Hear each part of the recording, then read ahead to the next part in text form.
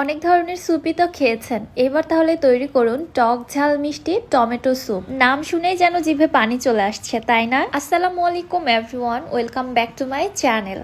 আজকে আমি আপনাদের সাথে শেয়ার করব একদম ইউনিক এবং ডিফারেন্ট একটি স্যুপের রেসিপি, টক ঝাল মিষ্টি টমেটো স্যুপ। বিশেষ করে যারা টমেটো খেতে বেশি পছন্দ করেন তাদের কাছে তো এই রেসিপিটি আরো বেশি দুর্দান্ত লাগবে। ট্যাঙ্গি ফ্লেভারের এই টমেটো স্যুপ খেতে কি যে মজা আমি আপনাদের বলে বোঝাতে পারবো না, আপনাদের তৈরি করে খেয়ে বুঝে নিতে হবে। চলুন তাহলে কথা না বাড়িয়ে রেসিপি দেখে আসি। বিসমিল্লাহ। স্যুপ বানানোর জন্য আমি এখানে মোটামুটি মিডিয়াম সাইজের 4টি পাকা টমেটো নিয়েছি। চেষ্টা করবেন এরকম একটু লাল সাইজের টমেটো নেওয়ার জন্য, তাহলে স্যুপের কালারটা সুন্দর আসবে। টমেটোগুলোকে আমি খুব ভালোভাবে ধুয়ে ক্লিন করে নিয়েছি। এবার টমেটোগুলোকে ছোট ছোট টুকরো করে কেটে নিব। আর হ্যাঁ, অবশ্যই চেষ্টা করবেন একটু টক ফ্লেভারের টমেটোটা বেছে নেওয়ার জন্য। আমার কাছে তো টক ফ্লেভারের টমেটোটা খেতেই বেশি মজা লাগে। একটি নাইফের সাহায্যে আমি টমেটোগুলোকে এরকম ছোট ছোট টুকরো করে কেটে নিচ্ছি। আমি টমেটোগুলোকে মেইনলি কিউব আকারে কেটে নিচ্ছি। এভাবে কেটে নিলে পরবর্তীতে টমেটোগুলো মেল্ট করতে সুবিধা হয়, তবে আপনারা আপনাদের পছন্দ মতো কেটে নিতে পারেন। এর থেকে ছোট অথবা বড় করে কেটে নিলেও তাতে কোনো অসুবিধা নেই, কারণ আমরা সকলেই জানি টমেটো খুব দ্রুত মেল্ট হয়ে যায়। কেটে নেওয়ার পর টমেটোগুলোকে আমি এক সাইডে রেখে দিচ্ছি। একটি বাটিতে নিয়ে নিচ্ছি 4 টেবিল চামচ কর্নফ্লাওয়ার। এর মধ্যে দিয়ে দিচ্ছি হাফ কাপ পানি। এইবারে নেড়েচেড়ে পানি এবং কর্নফ্লাওয়ারটা ভালোভাবে মিশিয়ে নিচ্ছি। মিশ্রণটি এক সাইডে রেখে দিচ্ছি এবং অন্য একটি বাটিতে রুম টেম্পারেচারে থাকা 2টি ডিম ভেঙে নিচ্ছি। একটি কাঁটা চামচের সাহায্যে ডিম দুটোকে ভালোভাবে ফেটিয়ে নিচ্ছি। ডিম দুটো ফেটানো হয়ে গিয়েছে, এক সাইডে রেখে চলে যাচ্ছি চুলাতে। একটি প্যানে নিয়ে নিচ্ছি 2 টেবিল চামচ বাটার। এবার অপেক্ষা করছি বাটারটা পুরোপুরিভাবে মেল্ট হয়ে আসা পর্যন্ত। বাটার মেল্ট হয়ে গেলে এর মধ্যে দিয়ে দিচ্ছি 1 টেবিল চামচ রসুন কুচি। রসুনটাকে একদম মিহি চপ করে নিয়েছি। কয়েক সেকেন্ডের জন্য রসুনটাকে একটু সতে করে নিচ্ছি, এর কাঁচা স্মেলটা দূর হয়ে সুন্দর একটা ফ্লেভার আসা পর্যন্ত। এবারে দিয়ে দিচ্ছি আগে থেকে কেটে রাখা টমেটো কুচিগুলো। অনবরত নেড়ে চেড়ে টমেটোটা বাটারের সঙ্গে ভেজে নিব, টমেটোটা সফট হয়ে আসা পর্যন্ত। টমেটো সেদ্ধ হতে কিন্তু সময় লাগে না, খুব অল্প সময়ের মধ্যে এটা সফট হয়ে আসবে। এর মধ্যে দিয়ে দিচ্ছি 1 চা চামচ লবণ। আপাতত 1 চা চামচই দিচ্ছি, পরবর্তীতে লাগলে টেস্ট করে আবারও অ্যাড করে দিব। টমেটোগুলো পুরোপুরিভাবে সেদ্ধ হয়ে সফট হয়ে এসেছে। এবার একটি পটেটো ম্যাশারের সাহায্যে আমি টমেটোগুলোকে এভাবে ম্যাশ করে নিচ্ছি। খুব ভালোভাবে ম্যাশ করে নিতে হবে, একটি টমেটোর টুকরো যেন আস্ত না থাকে। দেখতেই পাচ্ছেন আমি ঠিক কিভাবে ম্যাশ করে নিয়েছি, এখানে একটি টমেটোর টুকরো কিন্তু আস্ত নেই।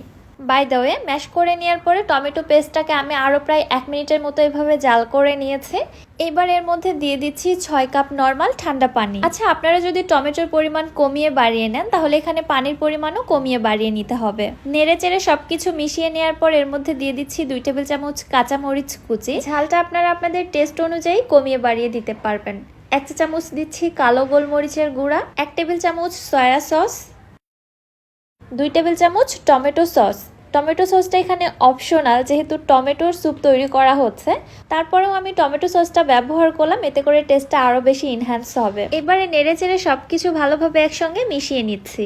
এই টমেটো স্যুপের মধ্যে আপনারা আপনাদের পছন্দ মতো যে কোনো সবজি দিতে পারবেন, তবে অনেক বেশি সবজি না দেওয়াই ভালো, এতে করে টমেটোর টেস্টটা কিন্তু কমে আসবে। আমি দিয়ে দিচ্ছি হাফ কাপ বাঁধাকপি কুচি। বাঁধাকপিটা সেদ্ধ হতে যেহেতু বেশি সময় লাগবে, এজন্য আমি বাঁধাকপিটা আগে দিয়ে দিলাম। বাঁধাকপিটা সেদ্ধ হয়ে আসার পর এর মধ্যে দিয়ে দিচ্ছি 2 টেবিল চামচ সবুজ ক্যাপসিকাম কুচি এবং 2 টেবিল চামচ হলুদ ক্যাপসিকাম কুচি। এগুলো দেওয়ার পরে খুব একটা বেশি জাল করার প্রয়োজন নেই, কারণ ক্যাপসিকাম খুব দ্রুতই সেদ্ধ হয়ে যায়। স্যুপটা অলমোস্ট হয়ে এসেছে।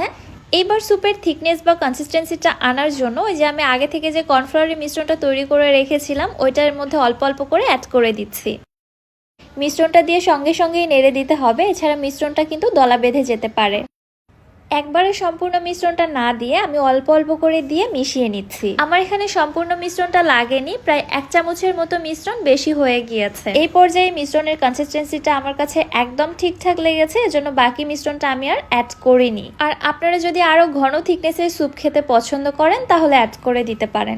দেখতে পাচ্ছেন খুবই সুন্দর একটা কনসিস্টেন্সি চলে আসছে। এবারে স্যুপের ফাইনাল লুক আনার জন্য যে আগে থেকে আমি ডিম দুটো ফেটিয়ে রেখেছিলাম ওইখান থেকে অল্প অল্প করে ডিমের মিশ্রণ দিয়ে সঙ্গে সঙ্গে নেড়ে চেড়ে দিচ্ছি। ডিমের মিশ্রণটা দিয়েও একদমই অপেক্ষা করা যাবে না, সঙ্গে সঙ্গে এভাবে নেড়ে চেড়ে দিতে হবে। আমি অল্প অল্প করে ডিমের মিশ্রণ দিয়ে দিচ্ছি এবং সঙ্গে সঙ্গেই কিন্তু নেড়ে চেড়ে দিচ্ছি। এই স্টেপটা কিন্তু খুবই ইম্পর্টেন্ট, ডিমের মিশ্রণ দেওয়ার সঙ্গে সঙ্গেই নেড়ে চেড়ে দিতে হবে এবং এই পর্যায়ে অবশ্যই চুলার হিটটাকে একদম লোতে করে দিবেন। এই পর্যায়ে আমি স্যুপটাকে টেস্ট করে নিয়েছিলাম, লবণ আমার কাছে একটু কম মনে হয়েছিল, আমি সামান্য একটু লবণ এবং 1 চা চামচের মতো চিনি অ্যাড করে দিয়েছি। ব্যাস তৈরি হয়ে গেল আমার টক ঝাল মিষ্টি টমেটো স্যুপ। এই স্যুপটা যে শুধু বড়রা পছন্দ করবে তা কিন্তু না, এটা বাচ্চারাও খুবই পছন্দ করে। গরম গরম স্যুপ আমি সার্ভ করে নিচ্ছি, উপরে আমি জাস্ট সামান্য একটু ধনেপাতা কুচি দিয়ে সার্ভ করে নিচ্ছি। আপনারা আপনাদের পছন্দ মতো সার্ভ করে নিতে পারবেন। স্যুপের থিকনেস এবং কালার মাশাআল্লাহ, দেখেই জিভে জল চলে আসছে। আর এই স্যুপ যদি আপনি একবার বানিয়ে খান, ট্রাস্ট মি, এর স্বাদ আপনি ভুলতে পারবেন না।